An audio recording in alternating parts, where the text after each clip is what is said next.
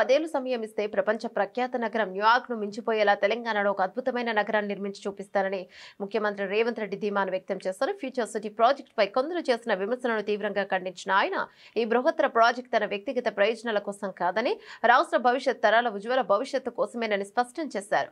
రంగారెడ్డి జిల్లా కందుకూరు మండలం మీర్ ఖాన్ పేట్లో ఆదివారం future city development authority FCD's కార్యాలయానికి ఆయన శంకుస్థాపన చేశారు. ఈ సందర్భంగా ఏర్పాటు చేసిన సభలో సీఎం రేవంత్ రెడ్డి మాట్లాడుతూ విదేశాలకు వెళ్లి వచ్చిన ప్రతి ఒక్కరూ న్యూయార్క్, సింగపూర్, దుబాయ్ నగరాల గొప్పతనం గురించి చెప్తుంటారు. మనం ఇంకెన్నాళ్ళు ఆ నగరాల గురించి మాట్లాడుకుంటూ ఉండిపోవాలి. అలాంటి ప్రపంచ స్థాయి నగరాన్ని మన తెలంగాణలో ఎందుకు నిర్మించుకోలేం అని ప్రశ్నించారు. ప్రజలు తనకు అవకాశం ఇస్తే 10 ఏళ్లలోనే ఆఖరి సాకారం చేసి చూపిస్తానన్నారు. ఈ ప్రాజెక్టు ద్వారా మరో 70 ఏళ్ల తర్వాత కూడా ప్రపంచం మొత్తం తెలంగాణ వైపు చూసేలా చేస్తామని ఆయన పేర్కొన్నారు.